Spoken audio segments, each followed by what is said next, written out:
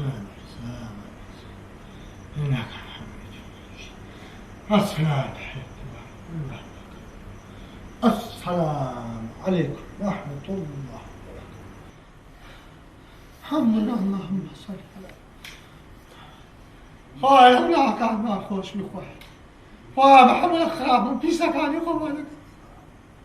خواهی گلک بلعبانی خواهی بلعب خوش میخواه خواهی لعرام ما پارزی خواهی تو شوز که عرام ما نگه خواهی لعوشه سالعام بیمکن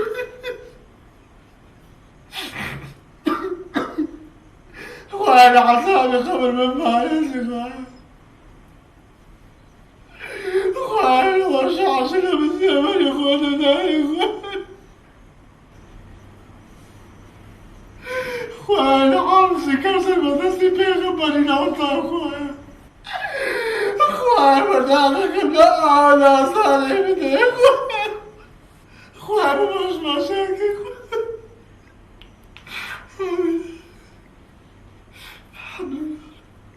توفيق او بابا كاشي من بجدانك ملابينا بجدانك هاتي جمداني نبسته ولا كاشي من ولا جاوي من أمن بجداني دارم جمداني نارم خضرة كان ببينم ولا قصة قردة شبينا بدون ساوي من قول يدوي أما سعادك ولا باقاك ما يكرديا وأدعادكم أتلونك عمل قصينا عشان لدي بيت داري لا بجدان ملوبين عيها كلا بجدان يا بابا هذا اللوت تابوت يا قيش هاي لا خوان بيك أسيه بري بابا بري هاي لا خوان ما كاملي وتمام من داري بيو او بابا تقول بجدان بري شنو قالوا هنا هاي عمل الدريش بابا عمل الدريش كو عمل دسمش عاش أنا ما أعرف أتشدد كوراني موراني باشا بابا بابا مادام هذا تبارزار لو أتاري يعني بليدو تي بيدري چه آتاری چی؟ أوي توباني موباني بيدكن بابا هاتو اشتاق بسكوك بابا شو تقولي دو في خوك لو دوكم أخي أو بسيطو ما باني بيدك غفرين كو أو بسيطو باني هاتو وجه شو بلا كورا تو بانك كل ما تو من داري بزرد بابا هذا ما شو داري أنا ما أعرف كل من بري بابا بخوالي قندي باي استخدام كليا قوانوكا باشا وسبك شارع كاتشي أولاني يقولون نتشا داري بابا داش أنا ما أعرف خدا عافيس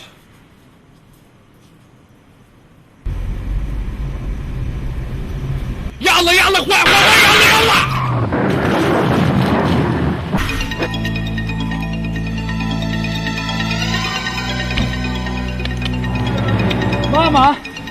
ماما وضعتكوا ماما بقربان يا ماما أتنسوا بما تواري يا الله من بتاري لو داد كرتوش قلت سوزني دبي هذيك شو بما قربان اوكي سؤال سالم كم ممكن مزامي دوكا تشتي مالو يا باشا ماما بقربان خوبا قلت من هذا ماما جاء اصلا ماما جاء يلا دي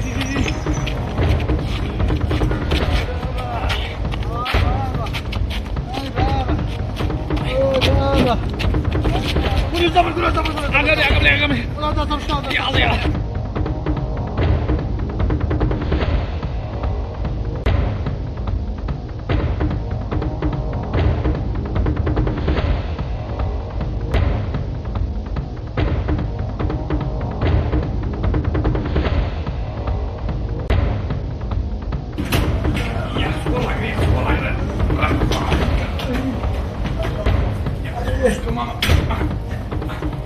ماما كاك أول تأكيد مارنجويا مارمي أنت باش كاتشي من أبزاتو وعافي سدبي بس بيلم هذا مننا ماري خمان كل تو بالراس ماما خوم بجي بيلم أتو بجي ديلم دابا شكاك ولا عزيت الندم موجود لا ماما ولا تسعي خوم تدري ما بقول باندو توفيق خايف منك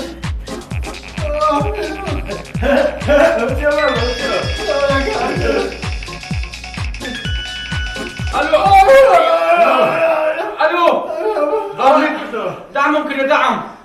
أنا والله لقى شيء لقى سلامك أخوي لبدا دعاء رد بوصي على كم بقرا سلامك كتبت هاي دعاء تدقين هاتي تلفونك عشان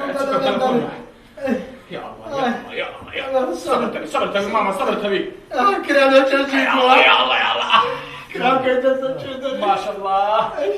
ما شاء الله أقول ده رسمي كابوتانيا رزق ولا رزق زنا كورا وسأكلها توبالك كده ليش توبالك كده؟ كده داباني سكت والله ما أخو مش المزار زعم بقرعان بس مثلا إيش كل يدري قال لي خو ما لقى بياو اللي بخومي ثاني لقى بياو اللي بخومايا يا بابا كيف إن شاء الله يخليك الدكتورة يا ماما كده والله كون بياس فرش جدي أوه والله ما شاء الله بياو يشتو نموني زور كما حيدري لملائكتهم دايا ولا باب القصيناك أو أنت بريس أو أنت باحترام أو أنت قريان وسنجين ما مخون بشر مزار زانم بريا سنم بس كان بكتبايا سنم ليه ببايا وانا أو قدم بكتبايا أو قوري دمارم هرب الربا ناوي تالي بس أنا تمنى دابا ماما كاتشو تقيسكم قيد كوا بس التاون كاتشو ليش توبالك البابا؟ والله أول ناوني زاد اليوم دا كرم أو كريتو ماما هذا أتنا شبابي بابا أمناهم زادرة كاك زادر برجان زادري بقول باني ودي بقول باني توب واستغفر الله أتو دا تشدري بدس مدري إن شاء الله لا مرتاح أي لا فارد ما شاء الله ندم نحسب أستغفر الله ندم نحسب الله أكبر لو كان وناس داري وعافي زدي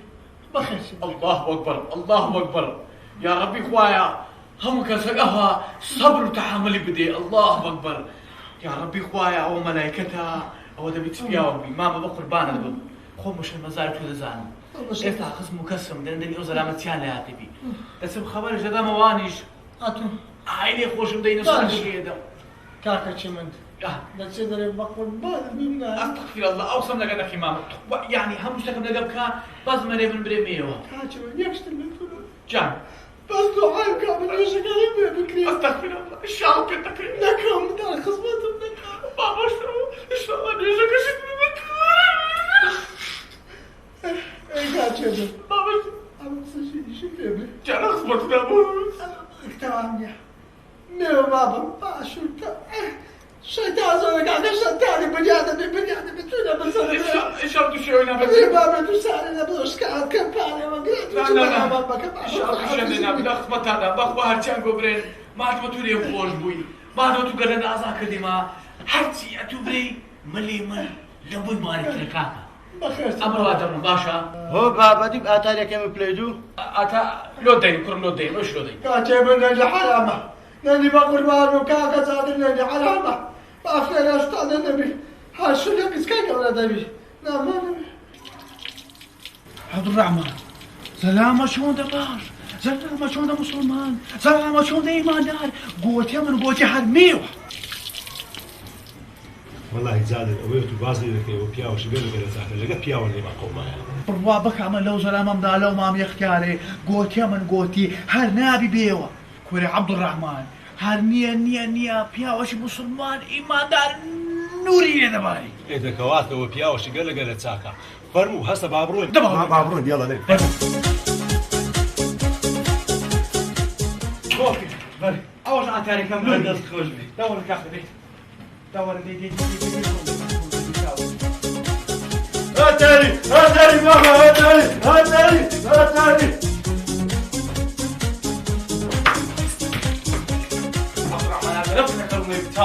سركم دران دي يكشلون مدير هنا باش تاوكم يا أخوان بخير دار تبقى عن هالناس دار هالناس يا الله كاتشو من بخير بابا وعافوك يا ربي إن شاء الله تساعد بي كاتشو من زاد بخير به سلامت بي خواي قال روس في دنيا كامت يا ربي كاكا بخير لا بابا عفك حاجي سعد بي ان شاء الله بابا أتاري كاني أتاري أتاري أنا كاتشو من زاد لتعولي هنا الأخوان عزيز دابار بابا هزيدني انا حاجي الحمد لله لقى بيان مالي قوما هزيدني امام كريم خواكم تساق بي بيراي ومداركت لسر هردو تايو خوم دادنيم لخدمة الدعوة امام كريم كاتشو من زادر أتاري ببيت تلفزيون وكاكو دبي ئەوە تازە خرات و تووشی خەبیب وەڵا با بێبی بێەوە بەچی تەلەڤیزۆن لێبی بەچ لێ بدە مادەمە تو ساغی مادەمە تو باش بووی زەلامش لەگە من ئەمە لە خزمەت داما بەسەرێ شێخێ ڕاستی تا ئەدەم ئاتاری نابمەوە لۆی دەینم تەلەڤیزۆنیشی لۆ دەینم ئینشاءڵڵا هیچ خەمن نەبی کاچی من ئەتە ماڵەمە عەزەتە هەر دەچێشی تخوا تەلەڤیزۆنێکی گەورە نازدارم لێ بینە کۆتۆڕیشی لەگە دابی ئەمە تازە من گەورەترەکە فلۆتە پێم ناکرێ هەستە کەسکەم سەدی بدە بیکە خەناتە چی دەینم تەلەڤیزۆنشتان لۆ دەینم لە خزمەتان داما بەزە تو باش بی تەلەڤیزۆن بە کۆنتڕۆلەوە لۆ دەینم زادر دەبی تەلەڤیزۆنەکەی هەر لۆ بینی گوێ هیچ خەمن نەبی لۆی دەینیم بەسەر هەردوو چاوم چانێمە لەگە پیامە لێمان خەومایە 100 تەلەڤیزۆنی بە قوربان بی شەرمەزار تا کردم سەلامەت بخوا خێرتان بنووسی ئەلحەمدوللا خوایە ئەمیش لەگە پیاوانم لێ خەومایە ئەگە کابرا هەر بەهاتا بەم چم گوتا بە کاچی من 100 کەس لەفۆری دا هەراتی خارە تازە شتەکەەوە هاتیە قەزا و قەدەری خۆیە هەرچی ئەتو دەرەی ئەمە ئامادەینە کاچی بەخێر بەسەر هەردوو چاوم ئەمن هیچم نەگۆ نەهێ ئەمە تازە خۆ بە تەمانیمە بە ئاخری عمرم بنەم سێ سا دەفتەرەکە بدەرێ خۆ تووشی عەلامی بکە مجات ئەوەندەیە ناوە بێسەرەکەکەم نێدا من بادەکەن دختۆری لەکەنام بزەمینوانە دەرجێکەکەم لێ لێدا بە خۆتان دەزا ئەو کڵە فەقیرە بەخوا هیچ جێت پێ نازان هەر ئەوەندە ئاگای لێم بی مامەجە بەرە کەسمان هەر دەمەژی شت بە من بوو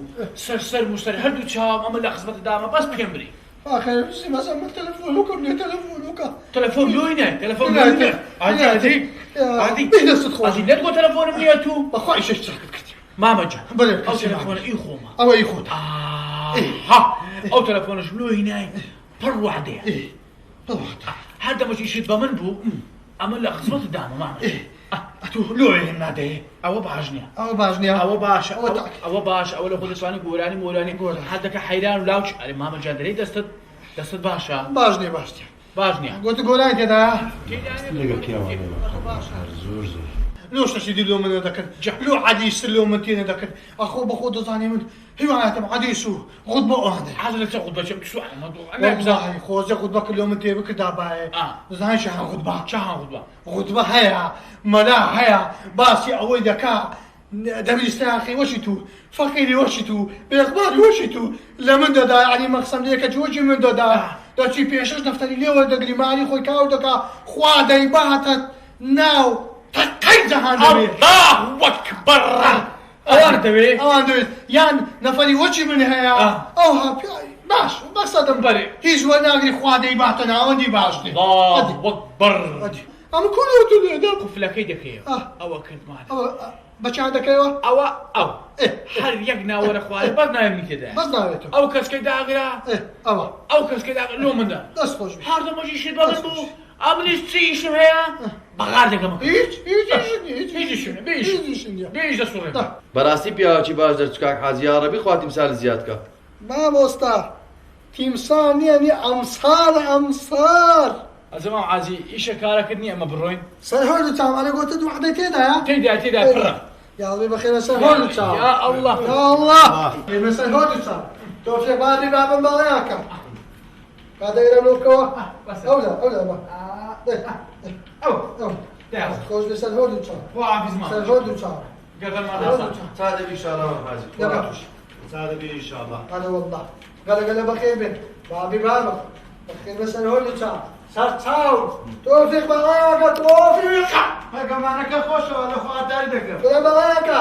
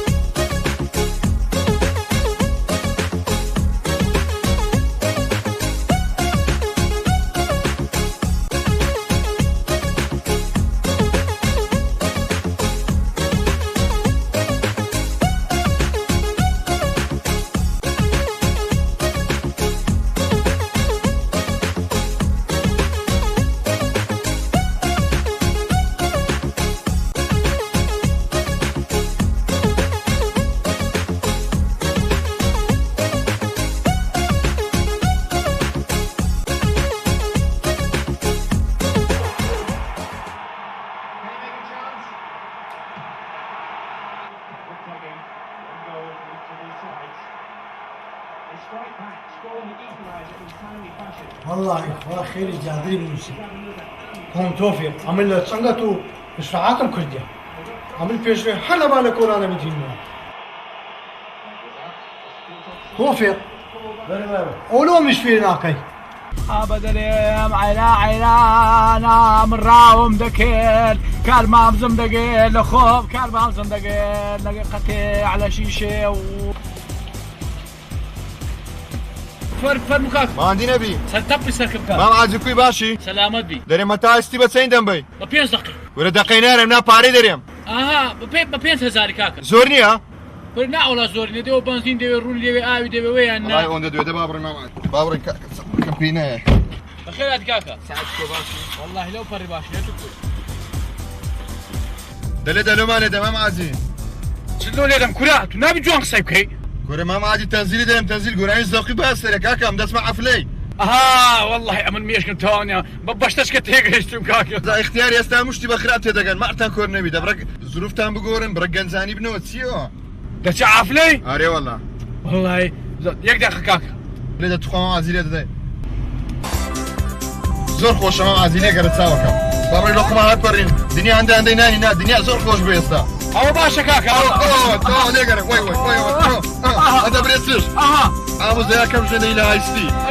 بس سريع وعازينا بيني فريكتا بس لي باب زو بس لي ايه ولا باب من ما بس سريع تو لا زوي بينا اوه دسنا وكسا كم انا وقت صرت في دقنم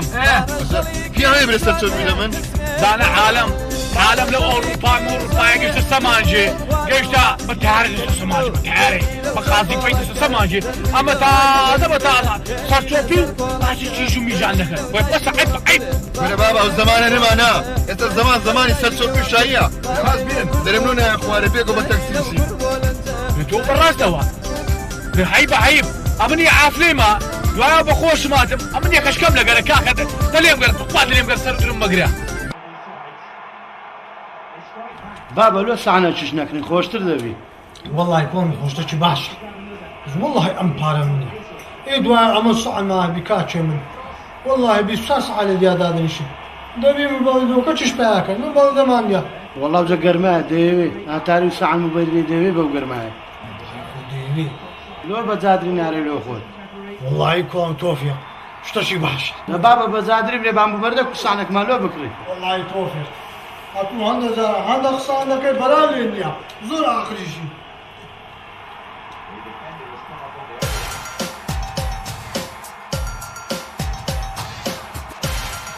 دنيا عندي ناني بس هالبرينا وي ما عادي دريم هو تلفوني تو يعني من اللي ده والله وي منا كاكا تبي لك الريم اللي بوخرات تجيب تلفوني بي اخر يوجلمو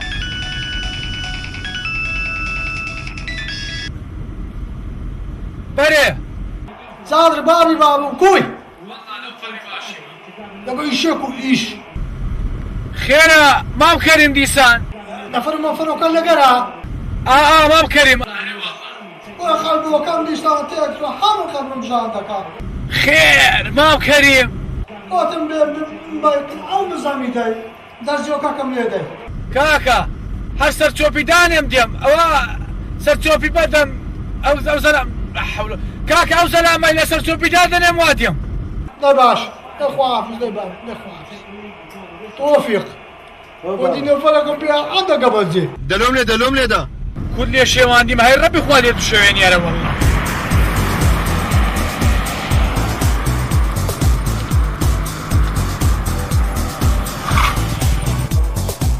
بابا زادري اقول ده كذا زادر هات لو سلام الواي كده فرم كان زادر فرم السلام عليكم عليكم السلام عيد قد صخرة مكة عيد قد شيل مكة هل زي قدرش أنا أقرأ شو يا اخوان انت هناك يا ربي خوا سلامتك يا ربي خوا ساكت بداتي يا ربي خوايا شفاء محترمي بيشكشك يا ربي خوايا زادر بري يا زاني اعمل تحت مداس كبجا يا ربي خوايا دوا حاجتك أو دوا حاملية قبولك نمري توشي وسيت كريمك بري ما كريم لا انا زرته بري قولي كذا جيدة قلت باش كنت هاي صدق انا تتعود علي والله والله اشتريها زوردي أنا البلد اشتريها مالي رفقاش قرمة هذه كاش ده ولا صحة ثانية خمسة درهم لا بتغصبا عيا اشتكت بابي ثاني كاكا وشلوني خوادي ما خلي لبدل نادر السعنة وكيف بكم قادر سعنة كوالا بيقول لك كاكا تسمى بولي لك باشا كاكا باشا يا ربي خويا توشنو توشي تسوقون يا ربي خويا هاللون اللي بنبيه ما دري كاتشمد كيف فرزة كيف فرزة لا صدقوا لي دعاك بالإخوات هذا لقب هذا اللي قمعك دري مام كريم ما هستي 200 درجة كاش اللي بدين أنا أخوة خير برسنامي أتبوها طاح وجماعة صحنا بينا أرزمناي مش كم بوقت ودنيا ايوه كاك او ما دتسم باشا تي زانجة دربي قوتي ما كريم والله تونا بخدنا خوشي أخذ زانجة خدي منها صندانة منها نسير فين ليك فير منها كذا ما كريم والله درنا عاد بقى خم جرم بخوة هذا قدي منها دربناش يا الله توفيق بابا من اسمه بازار يسعنا كوا كذا اليوم كان جواب جنبك أبو دار زمان هاي والله أبا بس كل بتيجي الدكان شي باش ها من ده سوتر ماتيتي والله نبرك اي جبنا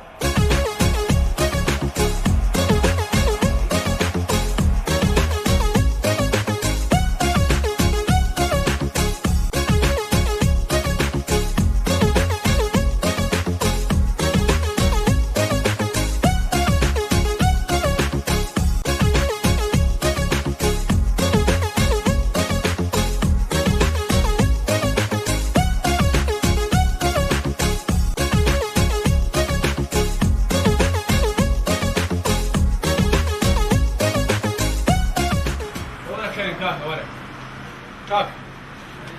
اوانانيا خري سعنا ايه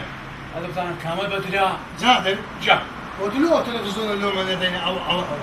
ولا كريم كاكا وكري انا اقول شو ممكن اكرم او جوانينا عقل النبي ها التلفزيون كيف فيري ليه كده لسه على كده بيتورم لو شحاني قوله باش اقول له او سعنا على كاكا دوره روستم كده ما عمله روستم كوي باشا خير او سعني سعدي سندا اوان با شيزو داديا باشستي ها ادي ويا اولاد اوان اشتاد ولا هاشتاج شحال هم يا باش او يا باش او ده قادر ما عمل لك قفه لجاج شهانه باش هاشتاكا عاديكم نائب خاطر ما مدري والله اليوم باكسر قدام عفتا كيزو دار باشا شو عايزنا انا عايز ليه اشتاد ولا $5 ثاني دو هذا باشا ما افتابين استعيد عادي كيف لولو خوش يستكينا والله فرخينيا بكلقنا من دزان فرعين فر النشان ده يسفرخينيا انا وصل قناتي لتشي شغل زكاه صار قناه صار بيز دبي هذا تشيش بقناه الشوفر تشيش بقناه الشوفر يا تو والله نازل انا كاكا قناه الشوفر ما لنا كاكا ولوما قال كده بس ما شو هي دبالشم برضك ايش مشاكل كاكا او مالو داني باشا ماشي مشاكل برضك ايش لا حول ولا قوه كاكا وين سعدي هو استشهدوا هدو شكله هون ما يكسر زمانية دبل كندسة مغروركا يابانية زوزو بمشكلة او بس تنوت يا بريا هذه بنوت وصدنا وينها يا فخينيا هذا اشتك ما خاطر دقل مرة الحين او ان شاء الله باشكا خاطر ما مدري او ما ولا ان شاء الله باشا كريم كاكا بدرتها عيبيني ليش ناموا بسرعة؟ لو تعرف شو صار بغيابك يا بكر، الكل تخانقوا وبعدين راحوا لأوضه. وليش تخانقوا؟ شو انتو كمان شايفينكم بتعاني؟ لا بس قعدنا نحكي شوي عن القصة. صالح قال ولا بيشتكي خوش دقارين بابا تواش دار والله اشتري وقت إني هلواني كده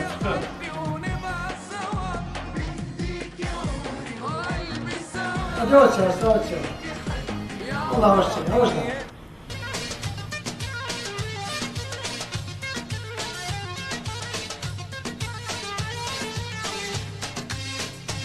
توفيق بري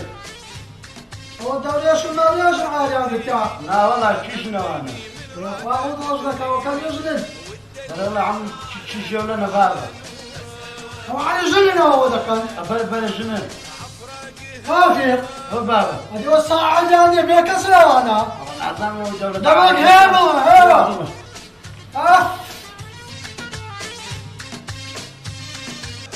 هو شرب معايا بخونة كلها عليك اخوات عندنا والله جاي وانا هعمل عوني جاهد بيقول بيقول لاعب للصناعة علي رحيم العرضية توفاني وش توفاني نبقى قناتك شديد متابعة عمار توفيق بابا والله يدريك باخذ داي هو ساعات بيش بقى تأكيد من الجسم ما نستطيع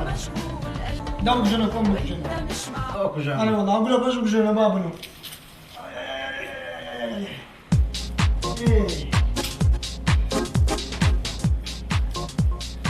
شو هذا شيء بتزيد لك ها؟ لا بابا أنا وادنو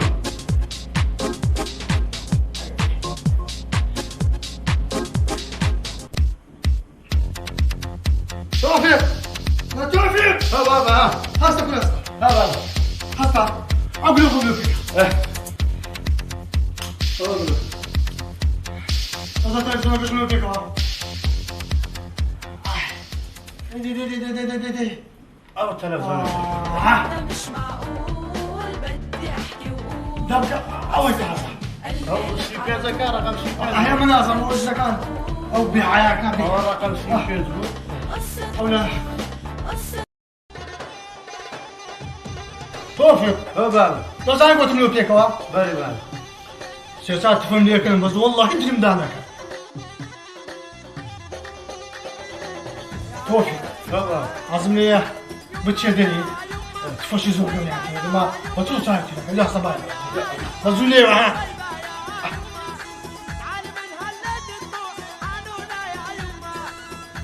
جوا توفيق دحين من تقول أولى مو عشاء لا شيء ما ترى شو ذا كذا بس أنا ذاك ما كان شيء لذادي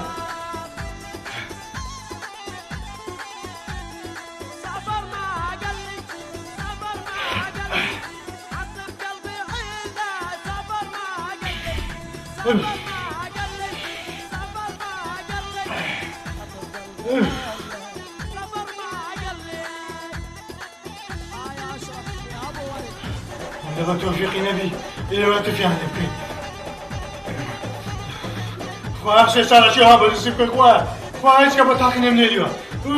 توفيقي بقول مع ربي حسابي يوم هناك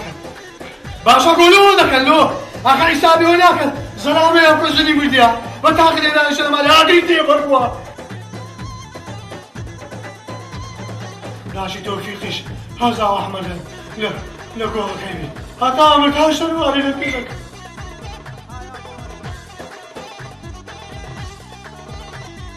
عملية من كوتا سوغين يقول بعد بابا والله او بارة تبي يكفي النقي او هادو مسكن وصعب النقي صعب يا بني النبي بناها يا عم بكو ذلك الشيء دمي وي يعني هل تتفكر لك زين بناها يا قوم توفيق حميان زي كنت في بالنا ولا بابا خصبي اخوي بكون خشيتو شي خصبي اخوي بكون توفيق وجهه ما حتى اخوي خصبي لنا بيتي أوكو جامي توفيق نصدق دك باري بابا بك قوالا بجيدك قولي نكاي وقناة خلاف انا بكيوا كل فعل ده تفعل شيطاني باشا بابا خوان غزم بالي دغري بقول عاد اخلي بالنا بالي بس توفيق اشتكت في دري باري بابا بينس فرزا بابتو نيجي كلا باج نيجي ايه يقولوا دخلوا باب خذ بكاوه بيان لما برتفع باشا بابا لا باشا كوندي لا باب خوندي والله درم ذاك ايش رأتك غريب وش هم خملة بقى خير ايش كوا لا شو خفيف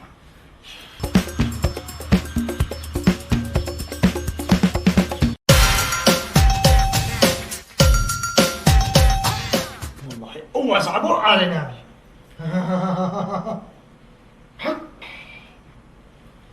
كنا خو خاني هاي پنزه پیوتی پنزه اذا باشا ودستاني باران بباري تأكيدم او غرفة بلي او دبي ايه چش دو غرفة دادن الشهر عمد دا عايش بيت الجوري ودا والله هذا خنشم ايه بش خنشم بابا اخو بصرو كدادم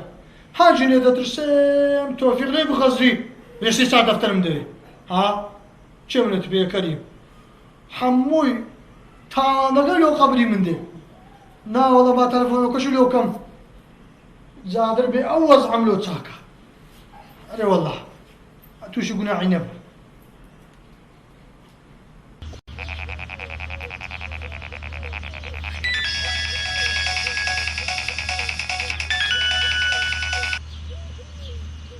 وين كاكا؟ الو وين امام كريم؟ كوي والله عمر باشا عديتو كوي يا ابي باش والله باش قوتم اقايش نبي حر خير بخوايا كريم ولا خير هاتو ما نبدو شي من بوي دس خير جيبو والله ويا اري والله الاخوة بزياد هم قلب الخير وبركته لماري لا ماري ما تولا بس بلق عزلك بس الهردو تشاوم ها اواتم خوافس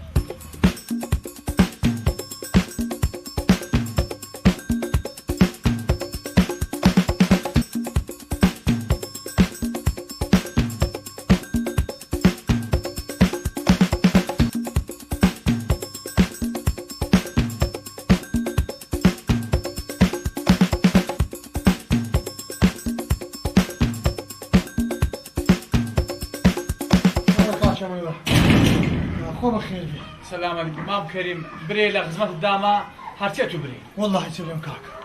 اتو عقل حنايمنا عقل دردمنا عقل وصعيمنا خير يا مام كريم خودزو زردع نهاية سمارة خوزت زو زرد ماري من كالو كدابه همو ترام كدابه اما سي شو سي وجه لا عشي في من استوجوري كريم خيرا خودو بشكو مار نهاية غرفة لا وجهتو لبن الداية حلوتي هنجي ليوا هذا اسمه شوري ليه بوتا دو بشكو عزيا او ديوان بيوانا ندر زكرا نفس بيكرايا عاش عازي عيوني بيكوني اون دي تداشوي نازم زلام هجدي هايا اليوم دي تدري كاكا اشا تاريكا شيخ امية باش قنعت كنا بسم ماري تقبيلكم ليوكا تسالي من او جماعة كريم اتو تدوي لا توي داز دما كلاش كوفا شي لا بستريتو راوستم بس ديو عزيا وماردو بكشم اواسيا زادر دليل فشد بقصي من دي كنا نشكو في دينمو على سيادة من الجاي صاري دقري نا والله تو شو لسزنيم ننز عندي سيسا دفتر بارم لتول نقلت او جوابو او بياوتي منها استخ شرم مليمكا بقربان بم كريم نبا قرتنم دا ندو دفتر سي دفتر مني بسينا شرم مليمكا بيان بريت سلم من دبي او راو ساما والله كاكا زخو قزيان الشرمي نابي واستا بينا خانكم يوس بيكو مام كريم ام دزاين سيا دي دوازده ورقه دملو خذ خانك سبيكا نه بابي ساوا كما بردمالي مدى توش على ممكا با او اگريني تماري من تيدا گاي بعد است مپارو مارنا کوي زيان شي پي خوشما كبرين پاري لكابلاستان مام كريم خود وستاي دني جولا مواغرا وستاي دني سبيدك او زغبي بدوني هذا سبيدك بابي كاكا ام قرتن ازاده كم بارك الدمي لا قلعنا مناكي وخداينا مناكي توش على مكة داد بيداد انا كاكا بسلماني نيجي لكي اخواننا فلسطين نعمل توش على بجادر جادر توش على مكة توش حرام الناخ كاكا قرتن خوش وازابي بارك ملي وقرا انا او غصب العيا بخداينا عمي توش وصا كريم مكا خير دقاتي زاد وقزوري لو كبيني سبيكا واه اگه ناشکی کاکا فهم بله ناکم تو نه بابا نه کاکا پیاوتی با ناکم خیلی سرچا ام دست مستاک لو دبی خانه کشی دو سپیدکم باز لیم خوش با خالكم تيما غينا لا ندير خوش دم لا خو عافس كاكا تو با بيدري دري خود باش انا تلمكا انا بس ثاني لقى بيان اللي قوما هو ده البساطي يا خويا بزياد خويا توشي بياو غير كلم دو سبي بسامو ادي يا شو على خويا لقى بيان وانا لقى بيان اللي بخومي وانا لقى بيان اللي بخومي دەفەر وام کرد دەفەر خانەکەم لۆ سپی کردی ئەوەندە جوانە ئەوەندە جوانە بە دڵی تووە جاوێ ئەتو پارە ومانە تەواودایە ئیچێ ئیوەستای ئیوەستا خەمی ئەتو خەمی هەندێک نەدا کابرا نابێنێت و سەر ژێلاشی دوری والله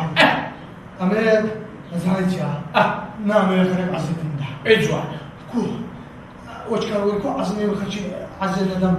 عەزم لێیە خەرێک عەزیزم دا داڵێ من عیبەکانە ئەوستا بێبرێەوە پارەی ماڵزی مابوو ئیسپی مابوو نازانم بی لۆری مابوو سەرم نێژینی جار عامە جاڵێ خوا هەر ناگرێت و زەڕی مێرستانەکردنیە لە هەستی لا ئەو جا خوا عافیست بی و سەرچە ئێستا بەدەکتا والله باش حتا دەر ڕۆژ کرد لە ناوی گلەیە کردی هەموو پێم بلۆ شەر من نیمەکە باشە کاکە ئەز ئینشاڵڵا لە خۆت بە ئیسراحەت ناودەنوێ هیچ کە ترس و مرسە و خۆفم و نامێنێ أنا حاسس بيعطيه وما چه خۆشە خۆش زاد خوا ستار دعافیس کە ستار يا ربي بخيرتي يا ربي بخيرتي توفيق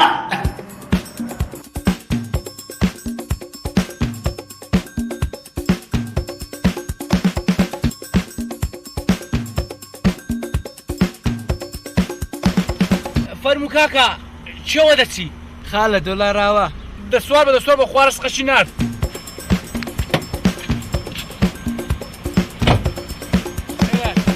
Thank you. کلۆلۆ جوابیدا ئێستا تای تۆفیقەشی لۆبرازا خۆم لێ دەدەم Who's تای تۆفیق؟ تای تۆفیق چێ؟ والله تووشی مشکلەی خۆم بوومە بە قورعان نازم ناو لەم لە عالی نابێ نام لەوێ عالی نابم کاکە تای تۆفیق هونەرمەندە کورد Kurd? ها Rap. Good English music. برە کاکە وەچە تو سوار بوو چ عیبت نەبوو بەس بە من ناری میوزیک معنەیسیە دوای ڕاپ و ما بچێ لە خۆڕا زیادت کردیە هەر عیبە کاکە قوسانە مەکە چاوەکەم عیب نییە ئەوە هاو نییە نا ئەوە خۆشە ئەوها Rap. I got a lot of looking nice, looking for a lady. You can never, baby, I'm an uptown baby. I got a lot of looking nice, looking for a lady. You can never, baby, I'm an uptown baby. ئەها خۆشە تای تۆفیق چێ؟ ئەی هاوارم هەش وەی لێ هادەوە بێرە گۆیان تای تۆفیق خۆش نییە ئەو لارە خۆمان خۆشترا وەلێ هەر وەزبە تۆ شەرەفتەوە گۆرانە بیان لارە بوو ئەدی کاکە بێ زەحمەت هەیندرێ کوردی تازە لە برچ لێ کرایەوە بەس بە منارەت و خەرچی ژێندەری ئەمریکا ئەرێ کاکە تو باسلی خۆت کوردنی بە ئەدی بە منارە لۆ بە کوردی قسەی ناکەی وازمان خوار کردێت و I've been there 10 years in America. Oh, sorry. 10 سال بوم ئەمریکا کوردن نویستۆ نۆ کوردی توفيق بله بابا توفيق بابا اشتغل منيش كبدا سويت نازل مزيان نبي تبي بابا والله توفيق أما اشتغل معنا قسطانة شحاتني توفيق هاتالي معنا بو هاتالي معنا واحد توفيق مبالي معنا بو ايش بها توفيق صحن معنا بو صحن ايش بها توفيق سبيكاري نبو ايش سبيكو بخوانا هاتالي نسبي نص عند ديمتي معناك اوش لازم تشيل ميشكو توفيق أتفكري لي وكذا أنا الشد يعمل من داري يعمل الشيطان سمعنا قصة توفيق داري نبي قلوب ما نقصتني ولا والله قلوب دو كريت مسي مزنيها أي توفيق ده هذه قولي قوليش معها بياو ببي قوليش ده إدارة دكا بس تدير إدارة دكا بارد كامل ده بير ما تو ده توفيق ده دوخي فلسطندان ليدا لقى دوخيني هذا جوز مرة قد أي شيء يشوف بيتانيا توفيق هزاك معلومات سولا بريمتي بابا هزاك يودونا كمين كومباريان لا تشك بي توفيق والله اتوا خلي كذا ببيان مش خلي كذا مرم بله بابا ياكل نابي ياكل كبي الله جن شدت على رجلي كذا على ضيع ولا جنش ناسكوكا جنس ناس كذا ايوه والله توفيق هذا زعما قصدي خوش كديا بەلا لێ بەزای تەماشا دەکەم بەس ژنمان لە قستانە دەمارێت هەتە کو دەزانێت من بێژنم کو دەزانێت ئەم پێویستە بە ژنیە بابە لە تو یانە من تۆفیر بابە ئەتۆ قیتە شێتێک زانێ خۆش شێت دەکەی کۆڵم ئەتۆ بەکرێک ژنی نادینا تازە پێڕە دەکەم کۆڵم ژنم پێ بەخی ناکرا حیامان ببا ئەخە تۆ ژنەکەی تو ناخێتەوە حیا بەتیش دەچی بەخۆدا حیا توش دەچکاچ ئەمە ژنێکی دەینم خزمەتی مردمان کە وەچەم مردم ئەتۆ پێک دێ خواکەریمە کۆڵم ئەم جارێکە چی ژنم نییە تۆفیق بەرێ بابە والله لە کمابی تەلەفۆنەش لۆ زانری بکەم دوو قسە لەگە بکەم باشە بابە كره كرم تو خدا عيبني تو زمان خود لبيركي كره ولو عالم زوستيدا ده صار بعد صار لساو خارج ومارجي ديتوا قد بري قلسنا عدش فير نابي الا في او راب وما فدبي هلوز بوز بسالو درت قسم با او جواب موبايل يبدمو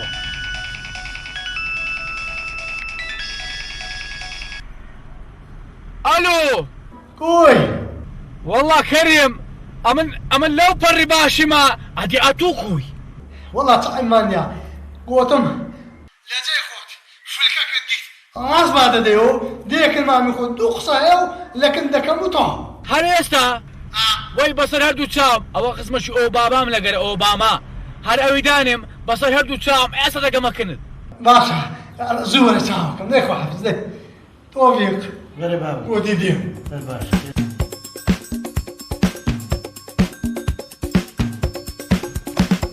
زادرو بخير باي بام سلامك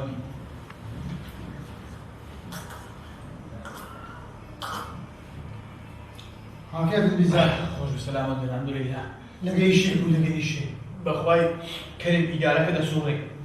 انا باشا ايش تاكسي دليل ايش تاكسي قال باشا والله إني شرف عليك شرف عليك هاشا وش بوتم هاشا أو تاكسي وش دارو زكريا تاو لدرسي زلامة الاستراحة دي دنيا رقي ورك سبين كاك زاد كاتشو اگاتو بسالة من لمن ننابعي استا عام صاحبي دو من داري ديمو خير كريم أدي كان جنكد وعب ما نقم هالجمانة ولا كم جنكد نابين كاتشو مجنوني ودس على الجنون مردية أدي كريم كودا بيساعد بدو من دار أدو اتو عما قال من دال نمل نبرسي كاكا تو وشي ليم دا شي ودا تسوي كورنا أول لا تنبرسي تزام شو ولا شيء أو الشارع روجا صد نفر درو صد تقديتوا بيشتيش دمري كاتشو او زاري لمن دا عمل شو مدا فاسي جنوكش وضع حتى سروي ما بينو مالك ايوش لو خادي لمن دا جميدي كلو يا كاكا وكذا سكس انا وسكس مصلحه خوله يستاكش كاتشو بعملين الشعب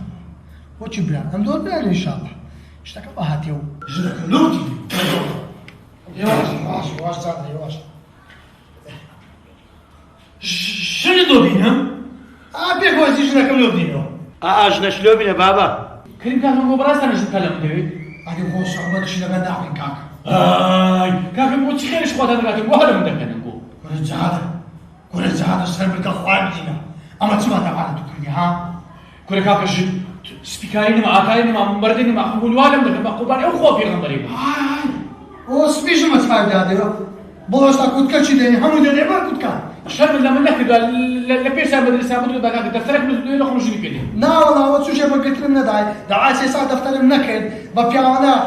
ليه حاكم فيش أهلا منكر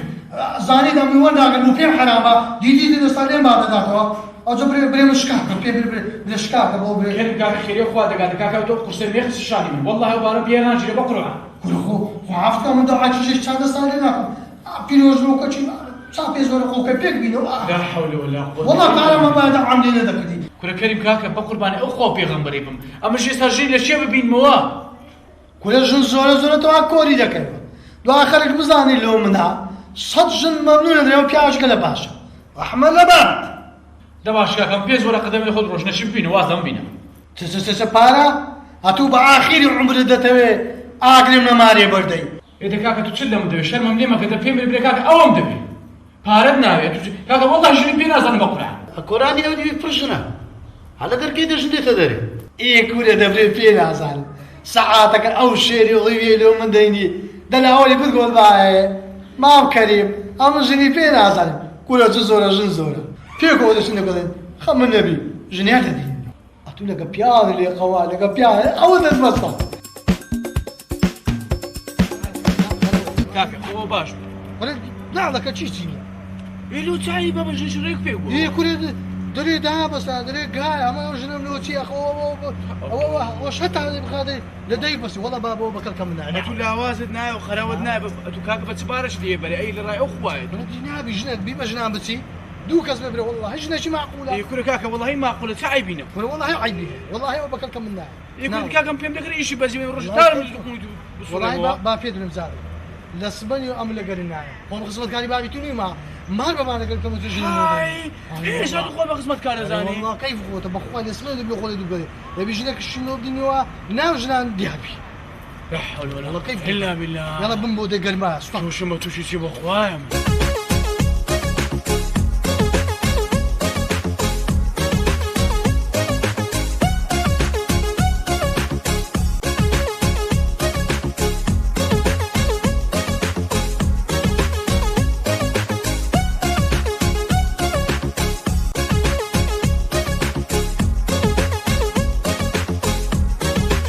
يا فندي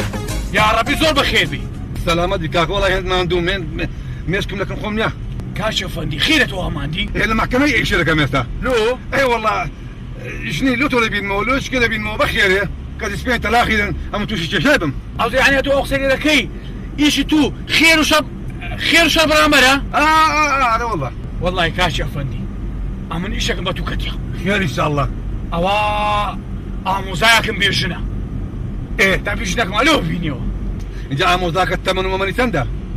ندوري بانزا بينز شيء صار شو دبي جانجك وبري معه ايه جانزا خمي يدن امن جيرانك مان هي بيوجنا ايه يعني جيران اخوت انا جيران ما انا بابي عملوا خايك جري رشي لبانا بابي بيجو عملوا خايك وصلت اقام مردم شيخو مردي بكوا دامانيش تا وقت لو تخلشي لا سخيران بابي مرديا لا سخيران عمري خذاك يا ربي خو عافينك والله هو ايش باش من خيرك هي خاتك ووحدك ونيتش باش وحدة شلون $2 ان شاء الله يا الله الا الله خو بنايته ان شاء الله وجه بجربيه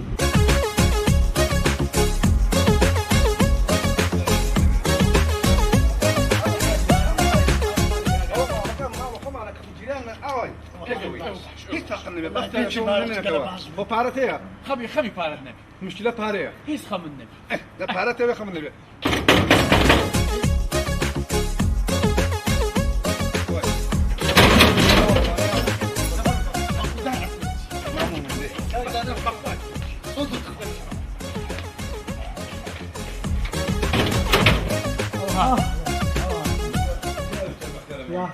يا اخو بخير بخير بين سلام الله زول يخوم بخير بين اشي خيري وكم مردويا تازو بشاري وكما خير خير ما راس مالي شاكر فقير دور محترم دقاشي فقير كنت مش ناقش رازي بو كسكاريش رازي بو كنت بارش عن هي الحمد لله وانيا كله بارم مشكلة انا اشي خير مشكلة لا اشي خير عيبين والله فايدة زيادة هيا شرو مر بينا اوانا هون كاكم دا خالد جناب الدكن مطالبة داوا زيارة بابوجا بيلاوا هوريا دسروكي مسروكي زيارة زوري داوا كهانا ها دولة مندم كامتان هون والله أوا أمن زاوا ها استمن نازانم كامتان هون أو بار أدا توي أو نازانم بس دمي بزام كامتان سبيكيان رشكيان والله براجن أو نقبته هوا او هاد بيدا كاين خوشا قص شويه بخوي نديبا اري والله درا خذ جواب بدو شنو باشا مشكلة نية من رازين بلام حياة وحرمتهم رابي قريو إنزاش تيميز لبازار بوم بكي هيز نبي أبي بيستبنز مسقال الزيرم بو بكيو سيو سعد الزيل كردين بو بكيو دا بانزا مكسيم بو بكيو مالي كامل شنبو دابني كاكا بتزور بهارك ها؟ نعرف سعرك يقوم جاوا باشا باشا أنا باشا بقاي سعرك باشا هل وادبي هل وندي ديني زاد وانزينه ونيا بري ديك هكذا اما لازم مدك داود داني شي معي وتاقم واقمني اري خو تاقمني كاكا طاقم كرسي وشتي همانه وانا من هي تاقمي داني بابا شريكه بلادي خويتي اي والله ياك داني شي نكوتوا بينا با بيا هاندا لبا خوي بيدريج نكا كاكا رافينا رازي مباركه هي بري سموز باش ملا دينو سبيش ناي خوالدين ان شاء الله كاكا جما دروي وطن نقل بخير تبشا اخوات الزبير ان شاء الله اخوات يا الله وحافتان تعود انا قص بشوي ان شاء الله براش ربي بيروسدي خۆش بخێر مبارك بس بسر درێژی خۆش تو زۆر داوای ژێرمانی نەکەی باشە هەرەوەنەی گوتومە كواو خذوني قلت خێر بێ سەرچە برم هتا سبش دوز بش بخوا دست برم باشە خۆ حافیز بێ والله قلتم قيتوكش تماشاك والتلفزيون ها قلتم قيتوكش تماشاك والتلفزيون يلا بقى احمد بابت او ماري وانا او هم ماري خوتان هم يخوان هم ماري خوتانا ايه وسبي بحفلة شقلب الله ما رشي محترم مشكل بدين علي والله شرم جلش زور محترم ديالك والله بيعملوا خايك انا بلا ودي اليوم شاف سەرچە 3 ساعات خواتان لقل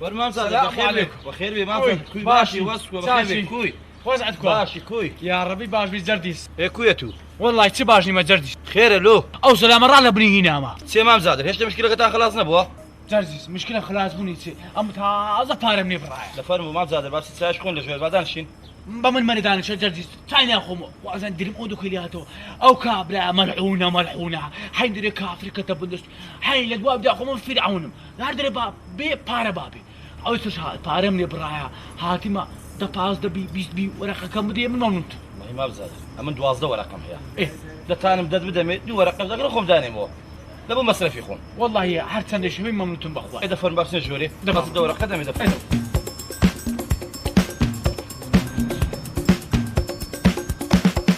والله لك اودع منو منو حتى وبريش مش بيشان ما عارف اوه والله بركاتها بركات الا اخوان زي خير سدار أنا محازي أو تمانية كملت هنا هيز بالصفرة والشونك من النبردوا صفرة جنكا حرقتو صفرة هيز مشكلة بخوا من جوك وجني خلق حزم لقرانا لبياسة للصفرة حزكم صفرة بكين يك منزل برياني جوان لبنام دول ميكي جوان بكم بيكو بتين بخوا ما رجيكي خوش بسر برين حرقتو صفرة يختلف ولو زحمتي أول شيء إنجا زادر بو أفرد أو إيش توني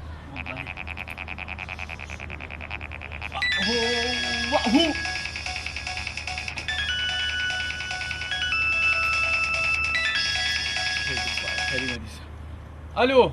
زادر بركاكا استاذ جاي مالي دريم خير امام كريم كلها تمو زياد او درت بوا على برا من ولا قيسك درت خوش كم درت وي بس هردت تاو عم ايه صدق مكنتو هذا باشا استاذ جاي بيشك وعافيس خوالك خير بي خوايا لا كدري نرم بي بركاكا ورا اشام شاغا هم بوا باريس في كاركش ددمو فشارع شناري قولا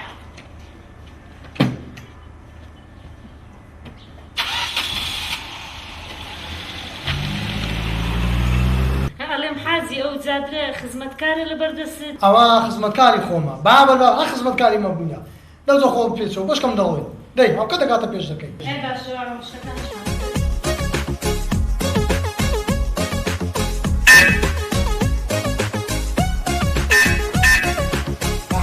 هذا بيش دكاي هون حياتي أو تيتو هرلي زادر باشا ديم بس بخوايا كشتي كم بقليد بيكم لا قلي نبي حمو لي صفشتي زادري خم نبي طاغون ده باشا بزانم سفريت زونه بيتويكي بركاكا حاضركون حاضري شو زي أول كل ما شو دانا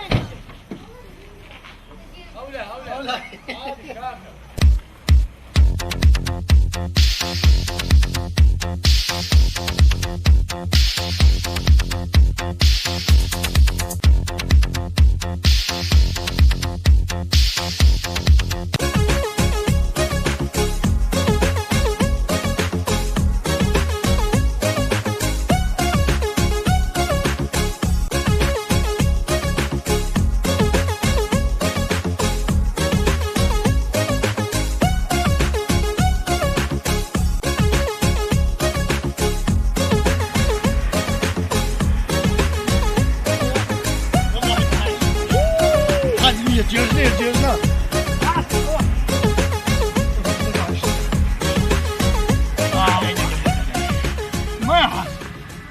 وتم الحس أنا وتلوسك يا وصل عمل ولا يا والله احتياجيني عمر لا والله كريم ما ياسي وش خش قوم مشابه أنا والله من جزام خشي بس هوا جوانا لكن بيعي خدها ما ياس أول لفهم له أنا لفاه ده هير ولا كيتك هير ولا هو تشي هو برداخة أنا جادر ها أنا وخلكنو تمشى ما دك دري ما السينما مينا أنا بابا وخلك تعقل عالمية والله أو خلكنا أنا ظالم كجي في الأسلوب ده بي درجني أنا ديتيا عادي ها وتسي وكيسك هاتو تعال خدها بوش خدها بوش ده بس برا زلامي عالمي باشا انا ضرب بيسبب درب بيا توي درب لو في سعي بيها عادي كريم هو بهم 4000 بيدا بيتم قدتم بريانية كم قولنا كم ندهش كذا سنة قول ما إيش عم مصرفك اللي سويه وليد تيركب عملت أنا بس كاكا وبس نوك شيء بمين ولا إخوانا راد رشمالي هردين يا إخوان الأخوان حتى حسب يعني دومينة وكلام مستعينك أتوقع معلو تبي لا ترسم بلاي هنا وتنبغ السفرة جنك أنا أشكري مكة جيش قال خوشة هو فاني فامن أنا زاد الناوي تيرا فاميلي فقيري نايم وخون ده سؤال أفضل خفلا قدمي لحسابي خد يعني حسابي جادر أتو مهم سؤال بحق رسول موضوع على دانم أو إيش بيان لا تخوا سؤال بقى قدرت توندا عزدك دراسة دوديني لا والله زادر سؤال دراسة وتلتلو زلزال مكة درم الله تنبوا عيانك بصلك لا وكم لوبلي وين ما يعص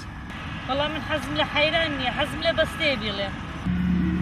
أنا زادر جيلين أبو والله لا بدري ما ياسي نبي يقلوا ناري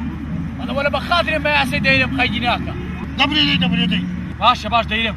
هذا بمن مداتيا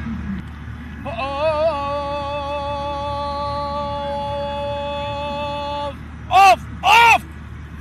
هاري دايكا كاياد بمري وي باب بي ايمان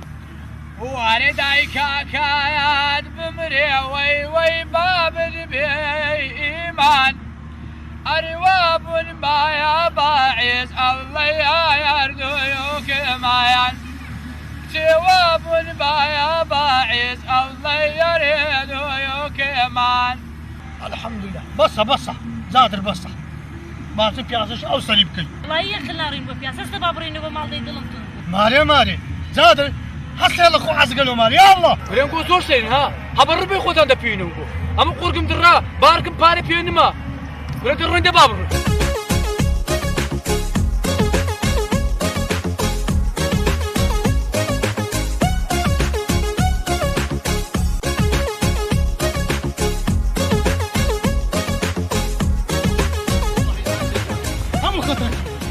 والله زي قابلين نقوشيها بتعم بيق وشطبوا ودارك نا والله بس انا جايك انا ابو هاتو عيانك الخوش نبو لا لو جاد لو كاخلو والله حمو خطا دوبو شنو عابز بك ايه كاخلو ختم وصبب كنت خواو بستولاكو عيان ابو يوم قلت علي كريم كاك خو من راسين من بستا اسمع مصطفى عم بستا والله اذا قلت زلزال اذا كنت يوم ابو خو من قول يعني بيجي ما بيشوفين صار دبي زادين يجوله لا على كل باب ديك هكذا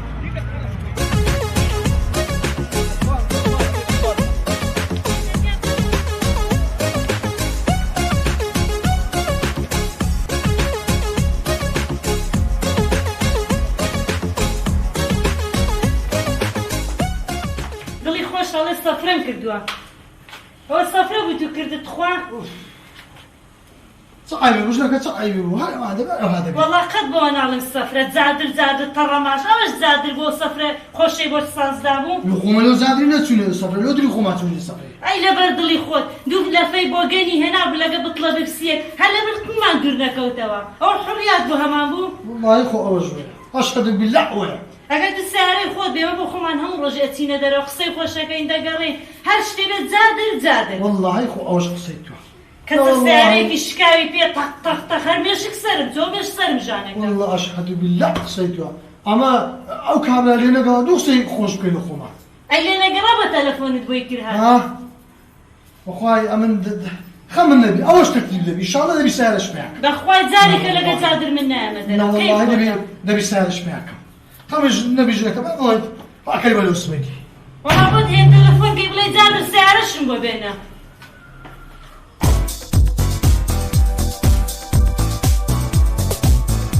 سالة كم دقاي باب بإلم أيوة تخوى زادر ويا من بإعن نورا ولا أي زاد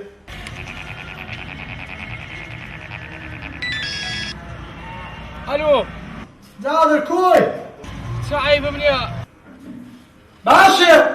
باش باش والله تعال مالني ما خداي كريم خير دي سان تلفون لو كريما كريم ها ايش بيني ومتسي او زار نهر مورا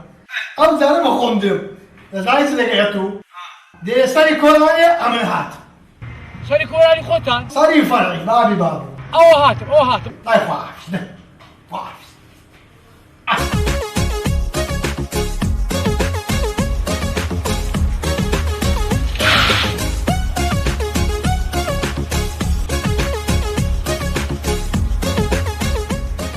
عندنا الكريم ماشي شاشي احوال جاك تكرر لك السنة كذا لك السنة فرد بخير خير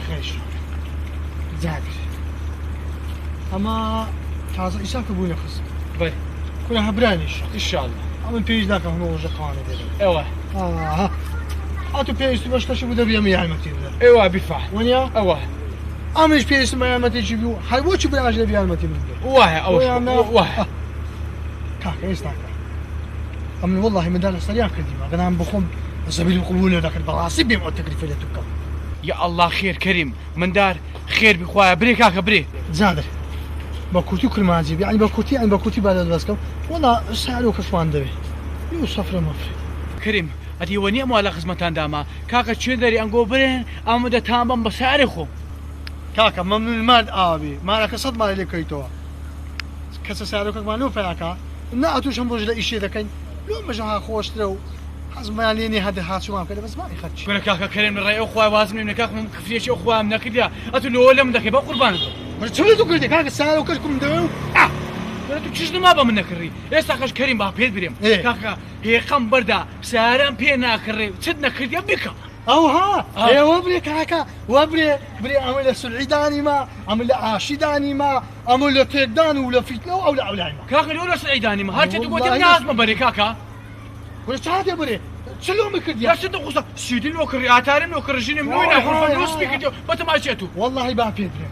أتقول لا أولي بقصي لمن هرجايب كنا من لو بقصي ده كاكا من والله وتالله وبالله أتجنا أتو بقصي لمن ده كاكا أنتو لسد وسطي تدهج أنا بوا بابا خاتشنا ساعة لك ولا أنا لسد وسطي باجوا كنا وقزا وقدر كنا قزا وقدر بيك أخواتي قوم بيغمبري والله قزا وقدر بو عمل قزا وقدر دادي كلها تو عقل أخوان سرخوش بو أستغفر والله أستغفر الله ما سرخوش بو غير سرخوش بقصيش لمن ده كنا بقصي لتون ده كريم إيش بو أتو بو قاعة في زبير أنا بيجوا عقبتها لازم شكاة دكم دلم كاكا لم نيده وين دكت نبي البخص تخاني آخري كنا كاكا نم قلت دم تواري قلت نام لا كجري وتقول أستغفر الله ها قبل خونا بو تاخوا شو دم بدبتيا أستغفر الله كاكا بو قاعة في زبير كاشوف نفسي شكات من ذكيتو أنا والله عقبتها عقبة بعد إيش كمان على دارك ما بيني ده بدي فينا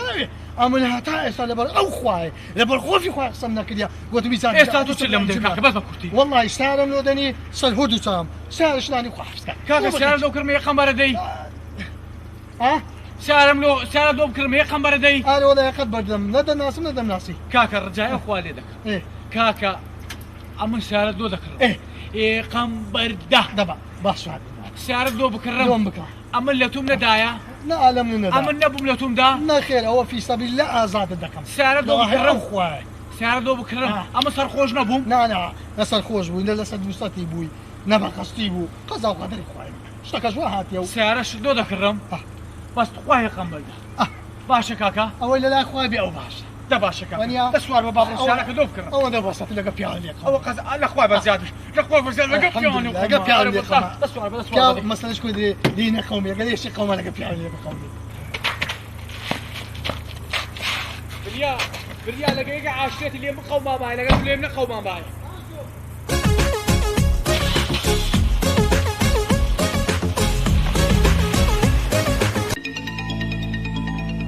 سالتو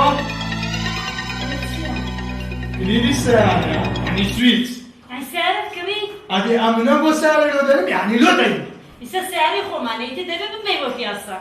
شين دري دتي حسن الشقلاوي دبي هالبري كي عزاك يصير بالشقراوي هذا خد بقى هاي صدق قم نقول خذات المال لقل لي أرامتي. انا والله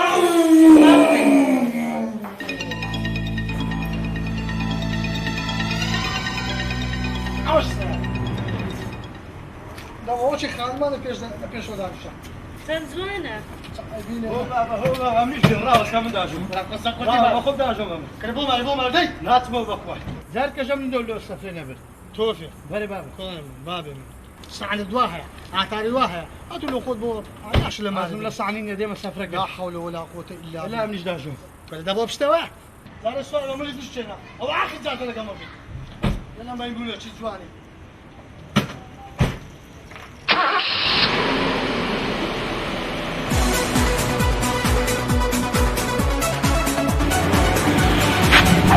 بس باليدة يا الله باليدة والله ليه والله يلا هاتوا توفك انت ما بيكونوا ايوه معلومة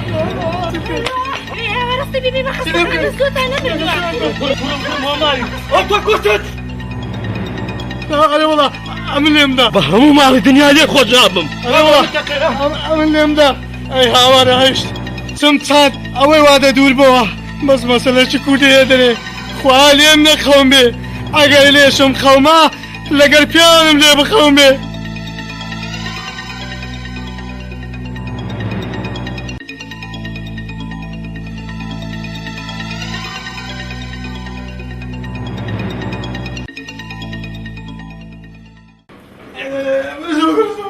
يدك ماما لو شاورت تشاهد يا بني حبيب هذا مش يشد من بوات التلفون لو قاعد خذني او يخو ما او شنو هنا انا باش تنيا ما كم بحصل بعاسي بحصت زاد مقيعة بتبكى عايش لو تدك عايش لو تدك تو زاني سلو خارج خدك ينجح تتبع زاني ما لا يا اخي كم لا ما خارج خدك بري فيش تبي الله تتبع زاني خد باكم لو قاعد خدك بس ماما لو من موبايل لو هنا وقت موبايلي بالو يبا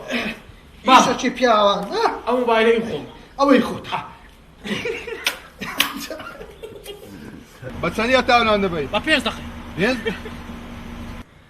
هاي خوات زيجو عم بعلاني بالسبكي